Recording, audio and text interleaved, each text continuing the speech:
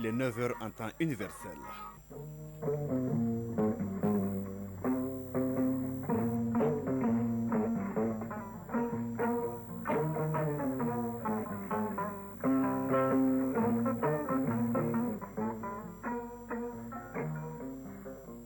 Le journal Mohamed Diarra. Mesdames, Messieurs, bonjour, bienvenue, les titres. En 2025, l'assistance humanitaire doit être apportée à 5 catégories de personnes pour un coût de plus de 400 milliards de francs CFA. Le Premier ministre a rencontré hier les acteurs humanitaires. C'est ce samedi que prend fin les activités de la semaine de la justice. Une semaine qui sera marquée par un point de presse animé par le garde des Sceaux. Une activité qui sera marquée donc par le lancement du logiciel de gestion intégrée des dossiers judiciaires. À suivre l'actualité dans les pays de l'AIS au Burkina Faso, la douane burkinabé retrouve ses manches afin de mobiliser le maximum de ressources. Au Niger, nous allons parler donc de l'audience que le président Abdelrahman Tchani a accordée à une délégation malienne connue par le ministre en charge des Maliens établis à l'extérieur dans le cadre de la célébration de la journée de la souveraineté retrouvée. À suivre enfin la paille des sports avec Isaac Chenou. Nous allons parler des compétitions interclubs de la CAF 6e et dernière journée de la phase de poule. Fin de course pour les deux représentants maliens. Voilà pour le sommaire. Tout de suite, les détails. Le Premier ministre, ministre de l'Administration territoriale et de la décentralisation, le général de division Abdoulaye Maïga, a rencontré hier après-midi à la primature les acteurs de la coordination des actions humanitaires au Mali. Ils sont venus présenter au chef de gouvernement les besoins humanitaires et le plan de réponse élaboré avec l'ensemble des acteurs. En 2025, l'assistance humanitaire doit être apportée à 5 catégories de personnes pour un coût estimé à plus de 400 milliards de francs CFA. Le Premier ministre a salué l'esprit qui a guidé l'élaboration de ce plan. Le reportage de Momari connaît dans nos éditions futures. Le Premier ministre était donc au Ghana à Accra où il a rencontré les Maliens vivants dans ce pays. On fait le point avec Momari Kone et Aloutouri. Rendre hommage au père de l'indépendance ghanéenne au nom du président de la transition, le général d'armée Assimi Goïta. Voilà tout le sens de cette visite que le Premier ministre, ministre de l'administration territoriale et de la décentralisation, a effectuée au mémorial Kwame Nkrumah. Un lieu de réflexion, un symbole de fierté nationale et de l'esprit révolutionnaire du Ghana. L'œuvre du défunt président est inscrite dans l'héritage mémoriel des relations entre le Mali et le Ghana et de la construction de l'unité africaine en compagnie du président Modibo Keïta. Les bâtiments abritent la dépouille de Nkrumah, de même que celle de son épouse. Dans ce haut lieu qui reçoit environ 99 000 visiteurs chaque année, se trouvent également des drapeaux et des photos de l'ancien président avec d'autres dirigeants du monde. À l'intérieur se trouve une galerie audiovisuelle où sont archivés quelques allocutions et discours prononcés à différentes occasions. Construit en 1992 par l'ancien président Jerry John Rawlings, ce mémorial vise à immortaliser la vie grandiose de l'auteur du livre L'Afrique doit s'unir ou encore du conscientisme, des œuvres qui ont été le socle de sa doctrine panafricaniste, partagée par ses pères Modibo Keïta du Mali et Gamel Abdel Nasser d'Égypte. Général de division Abdoulaye Maïga, Premier ministre, ministre de l'administration territoriale et de la décentralisation. De comprendre que le combat mené aujourd'hui est porté au plus haut niveau dans notre pays par son Excellence le général d'armée Assimi Goïta, président de la transition, était un combat de dur labeur, une lutte qui a commencé à la veille des indépendances de nos pays. Ça permet de restaurer le moral et de savoir que de 1960 à aujourd'hui, c'est à peu près les mêmes réalités. Les prédateurs sont les mêmes. Je pense que dans le cadre de la refondation, en tout cas au Mali, bien entendu dans un cadre confédéral des États du Sahel, la volonté de nos leaders aujourd'hui est de mettre fin définitivement à cette lutte et d'aller vers une indépendance et une souveraineté véritable des pays africains. À la fin de la visite, le Premier ministre n'a pas manqué d'écrire dans les livres d'or ces instants historiques pour sa délégation au nom du président de la transition. En marge de la mission que j'ai l'honneur d'effectuer à Accra, en qualité de porteur de message de son Excellence le général d'armée Assimi Goïta, président de la transition, chef de l'État du Mali, son frère, son Excellence John Dramani Mahama, j'ai tenu à visiter le mausolée Kwame Nkrumah pour me recueillir sur sa mémoire de l'illustre disparu et prier pour le repos de son âme. Aussi voudrais-je, au nom du peuple malien, des plus hautes autorités de la transition, de la délégation qui m'accompagne en mon nom personnel, rendre un vibrant hommage au grand homme d'État que fut le docteur Kwame Nkrumah. Sa célèbre citation, je cite, « J'ai la certitude que la mort ne peut éteindre la flamme que j'ai allumée au Ghana et en Afrique. Longtemps après ma mort, elle continuera de brûler et d'être portée haut, éclairant et guidant tous les peuples. » Fin de citation. Aujourd'hui, la lutte est portée haut par son Excellence le général d'armée Assimi Goïta, président du Mali, son Excellence le capitaine Ibrahim Traoré, président du Burkina Faso, et son Excellence le général Brigade Abdourahmane Tchani, président du Niger, et par tous les peuples de la Confédération des États du Sahel, AES. Après les mémorials, le général de division Abdoulaye Maïga s'est rendu à l'ambassade du Mali à Accra. Ici, l'ambassadeur Oumar Konaté lui a présenté sa juridiction. Le Premier ministre, ministre de l'administration territoriale et de la décentralisation, a pu constater le bon déroulement de la révision des listes électorales. Oui, c'est la rencontre entre le Premier ministre et nos compatriotes dans nos élections futures. Vous l'aurez donc compris, la visite du Premier ministre au mémorial Kwame Nkrumah, ancien président du Ghana, pour le général de division que vous avez donc entendu, Abdoulaye Maïga. Cette visite du mémorial dédiée à un panafricaniste est une occasion de se ressourcer et de comprendre que le combat porté plus haut dans notre pays par le général d'armée Assimi Goïta est un combat de dur labeur. Pour lui, le panafricanisme est un combat à constant. La page AIS dans une poignée de secondes.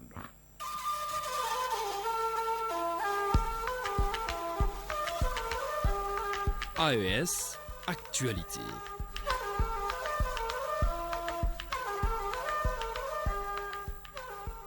Direction le Burkina Faso pour une mobilisation adéquate des ressources dans un tel contexte. La douane de Burkina fait sa toilette. La direction générale a initié un sondage relatif à la perception de l'intégrité des douanes, un sondage qui s'inscrit dans le cadre du programme anti-corruption et de promotion de l'intégrité. L'objectif est d'évaluer le niveau de performance et d'intégrité de l'administration douanière burkinabé. Ce sondage, qui se déroulera du 20 janvier au 14 février 2025, a fait l'objet d'un point de presse hier.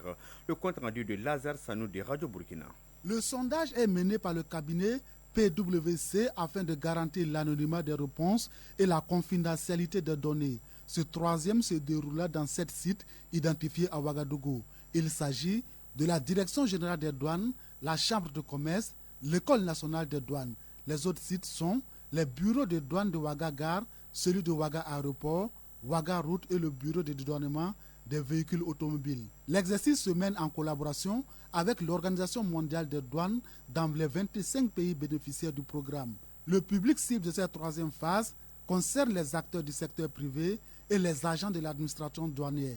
Selon le président du programme anticorruption et de promotion de l'intégrité du Burkina Faso, les résultats des 2 premiers sondages classent la douane burkinabé en bonne place. Et les résultats du présent sondage devaient permettre aux bailleurs de fonds de renouveler leur confiance à l'administration douanière du pays des hommes intègres. Le troisième sondage sera structuré autour de 10 facteurs clés qui sont, entre autres, la conduite et l'engagement des responsables, le cadre réglementaire, la transparence, l'esprit de corps et le contrôle et l'enquête. Le présent sondage se déroulera du 20 janvier au 14 février prochain à Ouagadougou. Au Niger, le général de brigade Abdourahmane Tchani, président de la transition chef de l'État, a accordé à une délégation malienne, conduite par le ministre en charge des Maliens établi à l'extérieur et de l'intégration africaine Moussa ATR, qui était à Niamey dans le cadre de la célébration de la journée de la souveraineté retrouvée. Nous l'écoutons à sa sortie d'audience au micro de notre confrère de la radio du Niger, Samira Garba.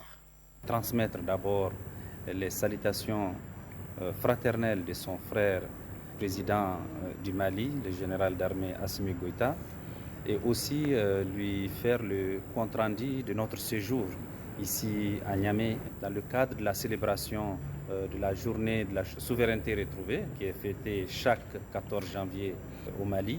Mais cette année, dans le cadre de l'AIS, nous avons décidé de venir célébrer cette journée de la souveraineté retrouvée au Niger avec la communauté malienne qui vit au Niger, au-delà avec aussi les populations de l'AIS, notamment les populations du Niger et du Burkina, parce que tout ce qui est entrepris dans le cadre de l'AIS prend beaucoup en compte les aspects de souveraineté. Je pense que tout le combat qui est mené aujourd'hui dans le cadre de l'AIS, c'est un combat de souveraineté de nos pays, de nos peuples.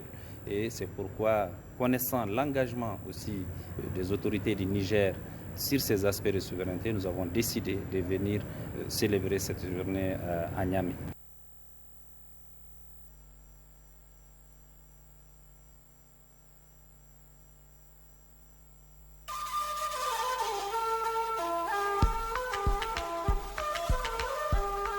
AES, actualité.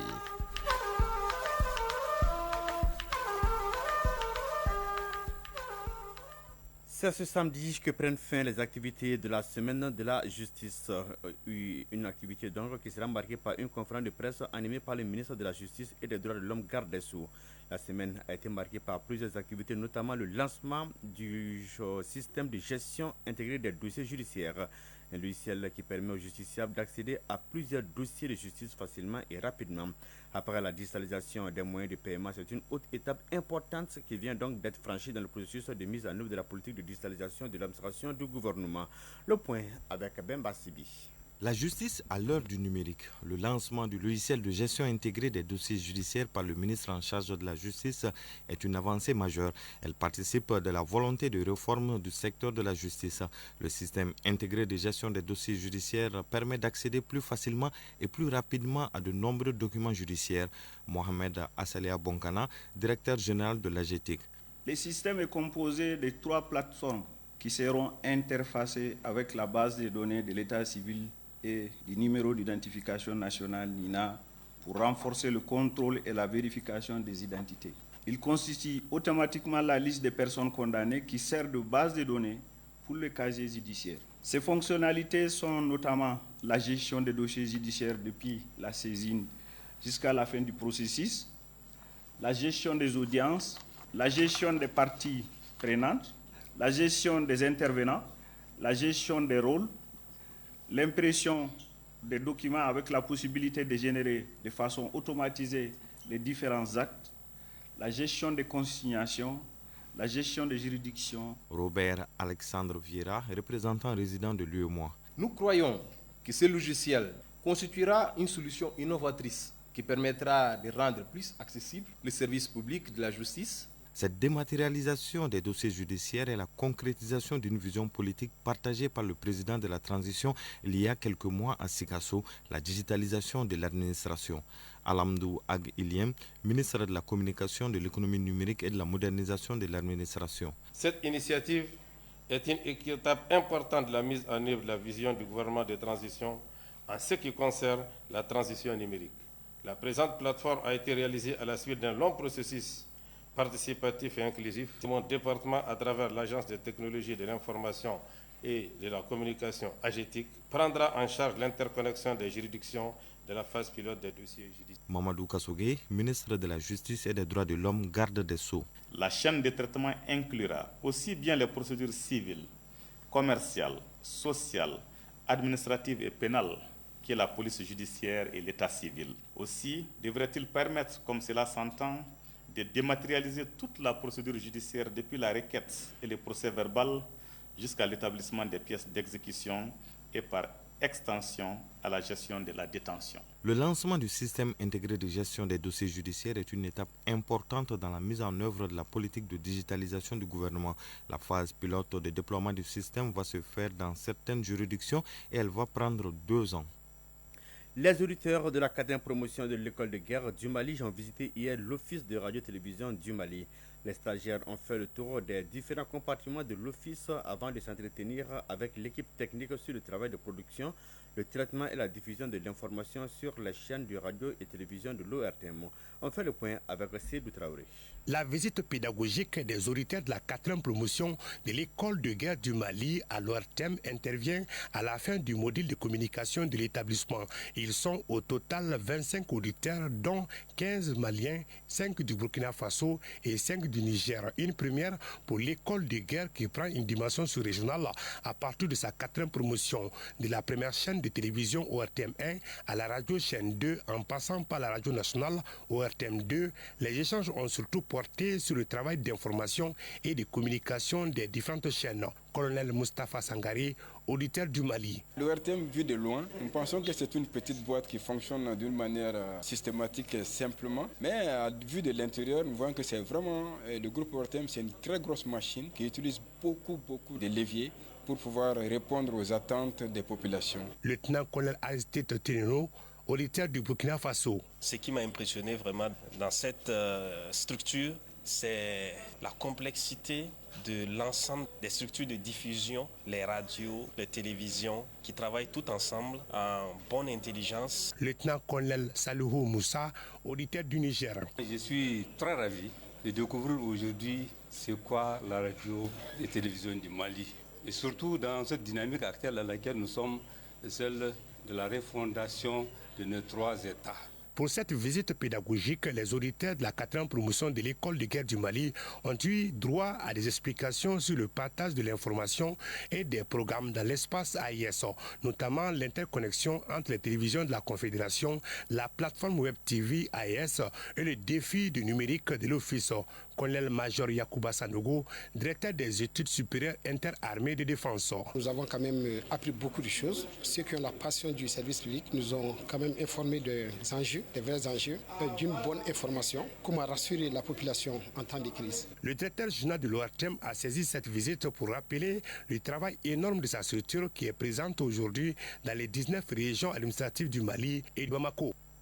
En 13e région, Dioïla, 300 millions de francs CFA, c'est le coût d'un projet de 3 ans lancé hier à Dioïla par l'ONG AMED, Association malienne d'éveil au développement durable. Le projet autonomisation des femmes et des jeunes est financé par l'ONG internationale AGRA et mis en œuvre par AMED dans 100 villages des régions de Koutchara et Dioïla. On fait le point avec Moustapha Doumia. Le projet autonomisation des femmes et des jeunes est une initiative de l'ONG AMED pour accroître la résilience économique au changement climatique et la sécurité alimentaire de 30 000 jeunes exploitants agricoles, dont 40% de femmes. Il intervient dans 100 villages répartis entre 10 communes des régions de Dioïla et Koutchala, soit 5 communes de chaque région. Amadou Kanté, coordonnateur des projets de l'ONG AMED. Il vise à améliorer la productivité agricole des cultures comme les mil, les niébé, les sorgho et les soja, renforcer l'accès au marché et augmenter les revenus des organisations de jeunesse, améliorer l'accès aux services financiers pour les jeunes avec un accent particulier sur les femmes. Les projets autonomisation des femmes et des jeunes, renforcer les petits exploitants agricoles et les écosystèmes contre le changement climatique, est financé à hauteur de 300 millions de francs CFA par AGRA, Alliance pour une révolution verte en Afrique. Il dure 36 mois et cadre avec les orientations nationales. Ali Teli, conseiller au gouvernorat de Dioïla. Le Mali a entrepris de vastes programmes de renforcement de résilience des populations rurales au changement climatique à travers l'élaboration d'une politique nationale en matière de changement climatique, des stratégies et des plans d'action associés. L'objectif global de cette politique nationale sur les changements climatiques du Mali est de faire face aux défis des changements climatiques et assurer le développement durable du pays. Le lancement du projet est suivi de sa présentation et de la validation des communes et villages d'intervention avec les acteurs clés. Dioïla, Moustapha Doumbia et Issaba pour l'ORTM. Au Niger, l'ancien ministre du pétrole Mohamed Moustapha Barké a été arrêté le lundi dernier dans la capitale. L'annonce a été faite hier par la société civile. Pour le moment, aucune raison de sa détention n'est encore rendue publique. Le Nigeria signe son entrée officielle au BRICS+, qui sont le Brésil, la Russie, l'Inde, la Chine et l'Afrique du Sud. L'annonce a été faite hier dans un communiqué du ministère brésilien des Affaires étrangères. Le Nigeria, ainsi donc le 9e pays africain partenaire des BRICS+, a rejoint la Biélorussie, la Bolivie, Cuba, le Kazakhstan, la Malaisie, la Thaïlande, l'Ouganda et l'Ouzbékistan. Cette catégorie de pays partenaires a été créée lors du 16e sommet des BRICS+, qui s'est tenu à Kazan en octobre 2024. Le président iranien Massoud Pezeshkian est arrivé hier dans la capitale russe. Il a rencontré son homologue russe Vladimir Poutine pour signer un nouvel accord de partenariat. Ce partenariat est axé sur le plan éducatif, énergétique et commercial. Les sports dans une poignée de secondes.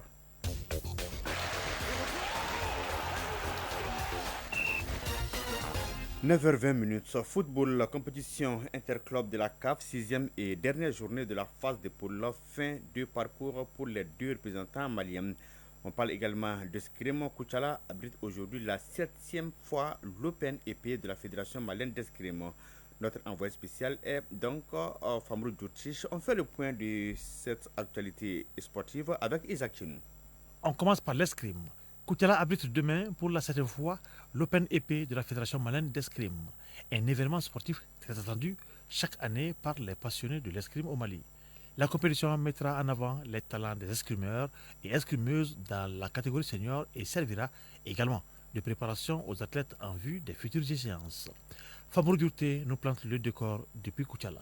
Plusieurs ligues du pays, en plus de celle de Bamako, sont attendues ce samedi dans la capitale de l'Or Blanc pour l'Open épée de la Fédération malienne d'escrime. La compétition concerne les seniors hommes et femmes. Elle se déroulera dans l'enceinte de l'Institut professionnel Malik Sidibé à Koutiala. L'Open épée s'inscrit dans une série d'initiatives de la Fédération pour développer cette discipline, souvent moins médiatisée, mais qui recèle un grand potentiel. Abdelwahab Zoroumé, président de la Fédération malienne d'escrime. Koutiala, depuis près d'une décennie, est resté quand même souvent soit à la marche du podium, soit sur le podium.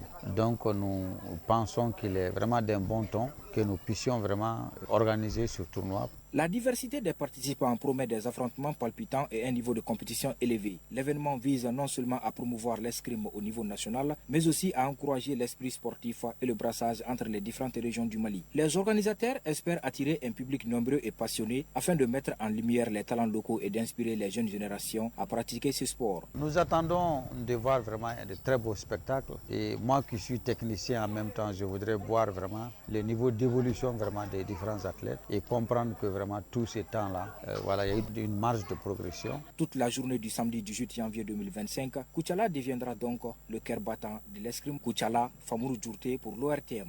Compétition africaine des clubs, la 6e et dernière journée de la phase de groupe de la Ligue des champions de la CAF se dispute ce week-end. Les projecteurs sont braqués sur les 2 places restantes en quart de finale, tandis que les batailles pour les premières places dans plusieurs groupes promettent un suspense important. 6 équipes ont déjà validé les présences en quart de finale. El Hilal, Phare de Rabat, El Ali, Orlando Pirates, Espérance de Tunis et Pyramide. Mais la lutte pour la première place dans leur groupe reste intense avec des enjeux élevés pour garantir un tirage favorable lors de la prochaine étape. Les groupes A et B offrent encore des scénarios ouverts. Young Africa de Djigidjara, Mouloudia d'Alger, Mobile Sundown et Raja Casablanca se disputent les 2 derniers tickets pour le tour suivant. Dans le groupe C et D, la compétition reste rude pour les premières places. El Ali, Orlando Pirates, Espérance et Pyramide veulent consolider leur statut de tête de série. Le Djoliba, représentant malien déjà éliminé, joue pour au moins marquer un but pour sa première participation dans la compétition et pourquoi pas enregistrer une première victoire.